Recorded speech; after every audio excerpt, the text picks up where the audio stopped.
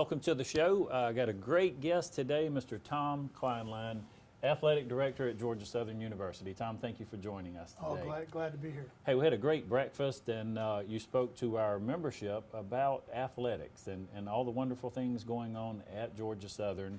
Talk to me a little bit. First, tell me a little bit about you and where you came from for our viewers that haven't met you.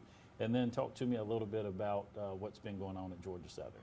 Okay. I've been the athletic director at Georgia Southern for 5 years. Came to Georgia Southern from Kent State University. Through my travels as an athletic director, I've been at Arizona State, Wake Forest, Rutgers, various institutions across the country.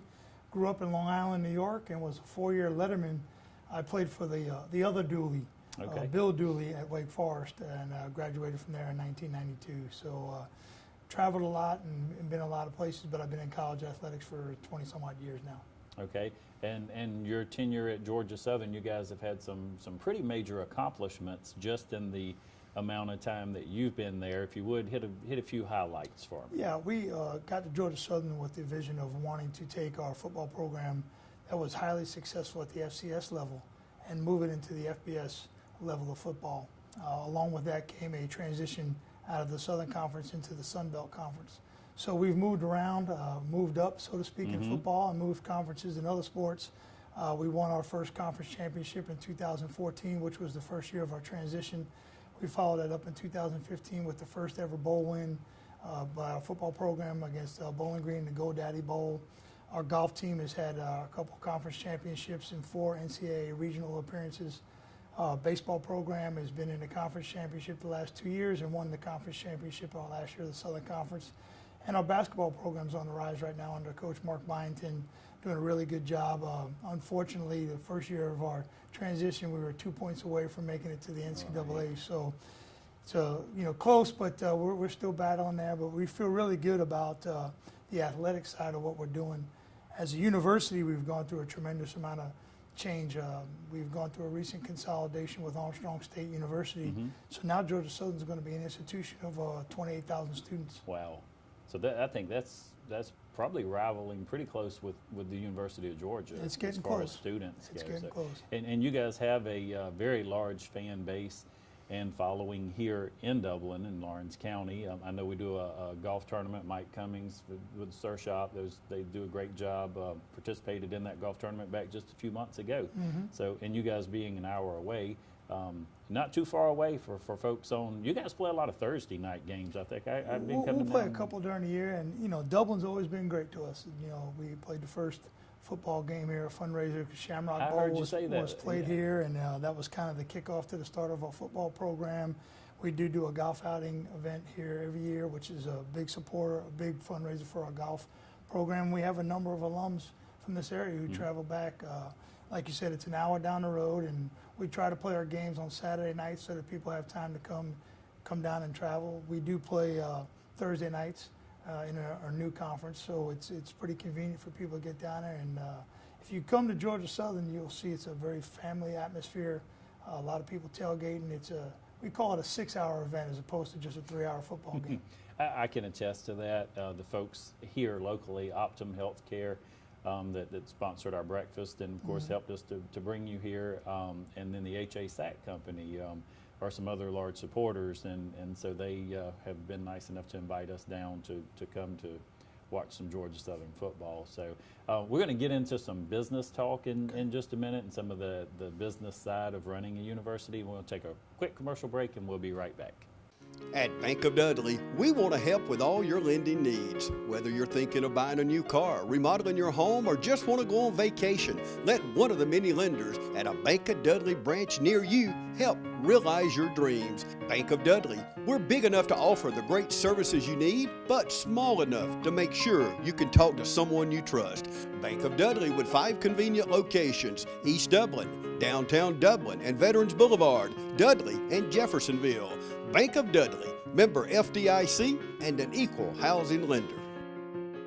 No matter who your team is on Friday night, let's go Crusaders! Go Irish! Go Falcons! Go Raiders! your Chevy team that can't be beat is Dublin Chevrolet! Pick a Tahoe or Suburban and score up to $7,000 off Dublin Chevrolet!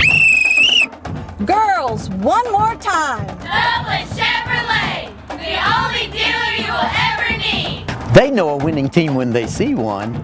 Welcome back to the show. Tom, again, a lot of great things going on at the university. Talk to me a little bit about the business side of running a major university like Georgia Southern. Yeah, when we came in at Georgia Southern in the athletic department 5 years ago, our budget was around $10 million. Obviously, with our vision and where we wanted to go, we need to increase that tremendously. One of the unique things about being in college athletics is many times we act and run ourselves like a nonprofit. We're out asking for donations, asking for contributions. But in addition to doing that, we're also doing business deals such as apparel deals or pouring rights deals, multimedia rights deals. So it's a kind of a combination of nonprofit and for-profit type business principles. We're now taking our $10 million budget and increased it to $28 million over 5 years. So there is a lot of dollars and cents behind what we do. The difference is our dollars and cents get reinvested back into our student athletes. At the end of the day, our profits, our monies all go back into the lives of our student athletes, because what we want to do is give them the opportunity to compete for a championship, get a degree, and teach them how to lead.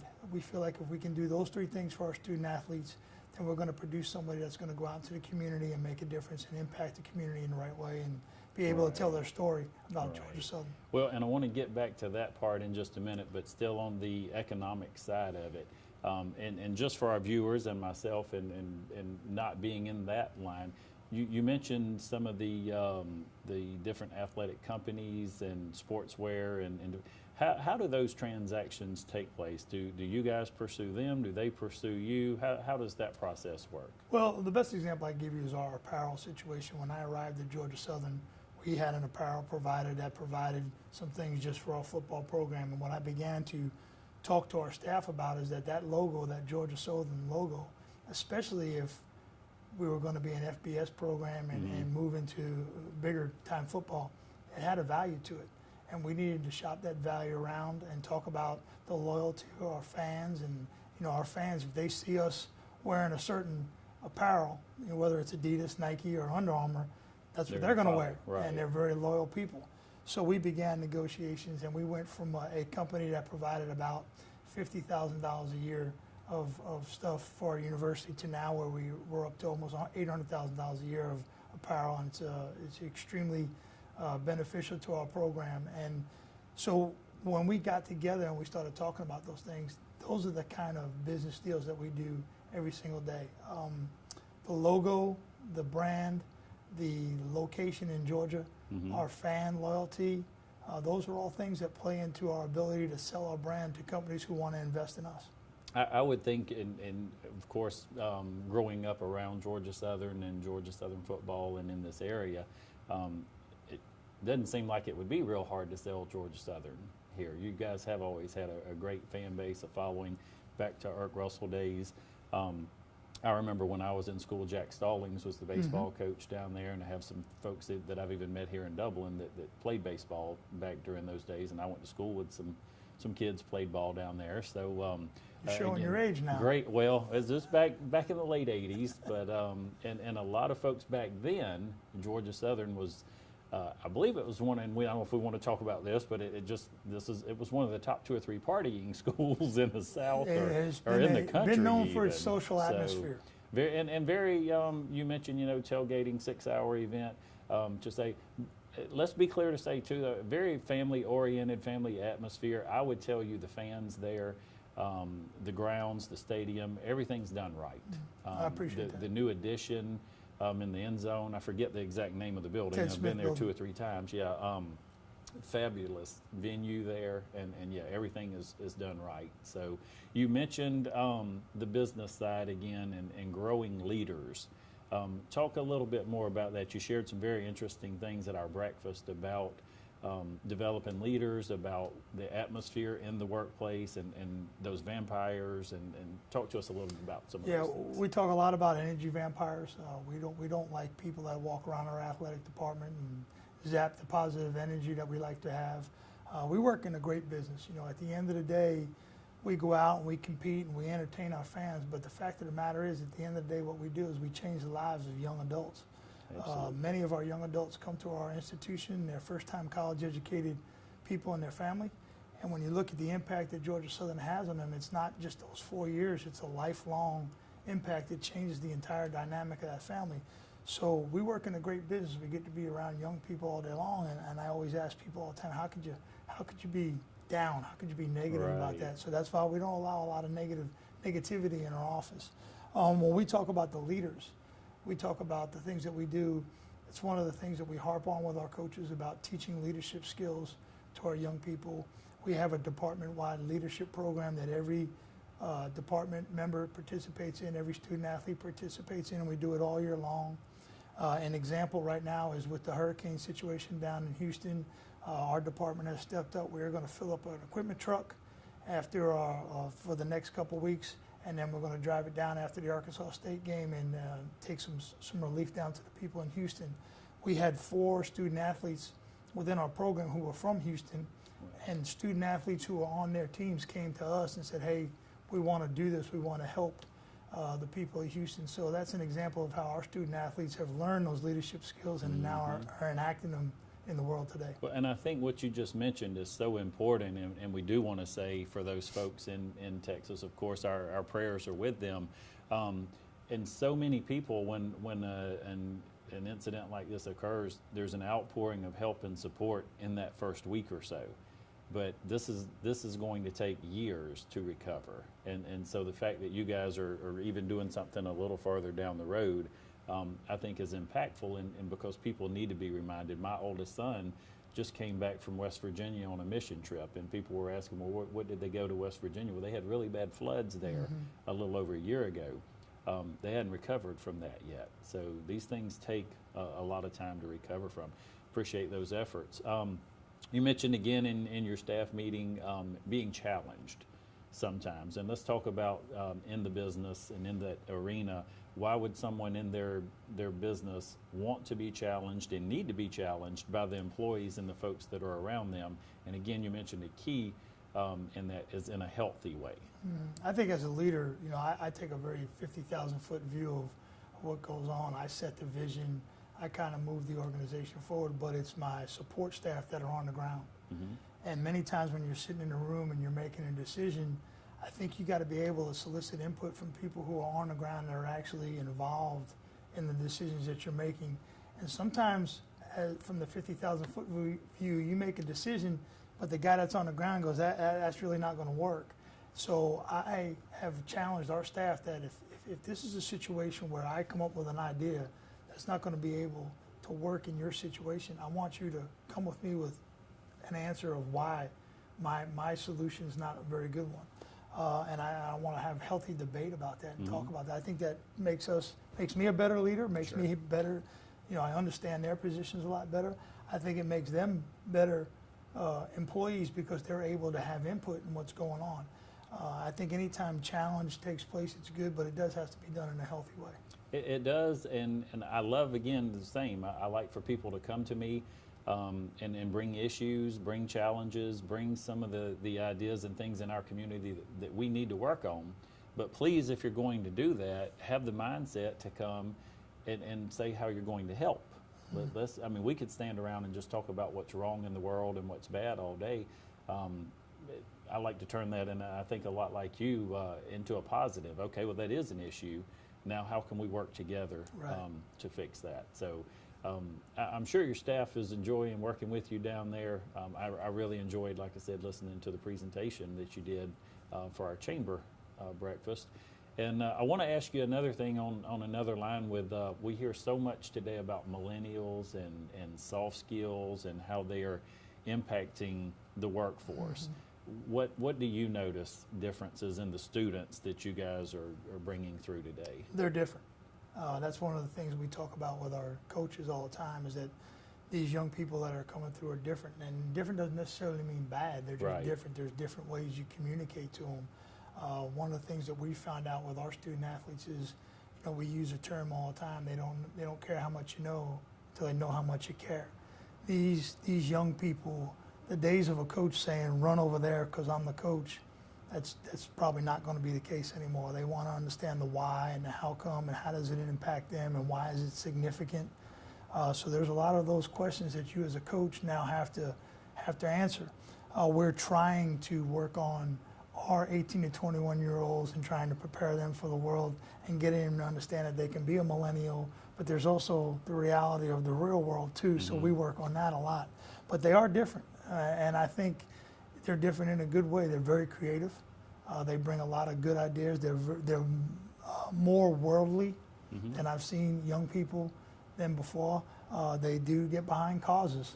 Sure. If there's a cause or an issue that they want to get behind, they will get behind, which makes it very interesting for me as a college athletic director. You've seen interesting things taking place in the last couple of years. We had the Northwestern issue where they tried to unionize players. We've had players go on strikes. We've had players protest. So Wow. these are all things that are new to athletic directors around the country because this group of kids that have come along have a different perspective on the world. Well, and I think you do see a lot more, and I love to say this because you see so much divisiveness in the world today, but I see a lot with the younger folks, they are united.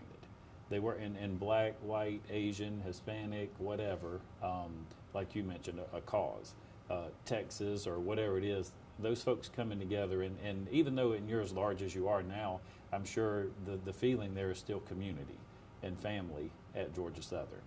Absolutely. It is a big community. The one thing that you can never underestimate with this group of people is how quickly they can communicate through social media and through their phones. So the days of kind of fooling them for a little while are over. They'll know if you're not sincere with them right away because they can look anything up on the phone and they can communicate with anybody instantaneously. And get that information quick. Tom, I enjoy speaking with you. We're going to take one more commercial break and then we'll come back and wrap things up. Great. Portions of this program are brought to you in part by Dale Nifong, your State Farm insurance agent, located just off Hillcrest at 103 Darsa Drive in Dublin. Call for a quote today.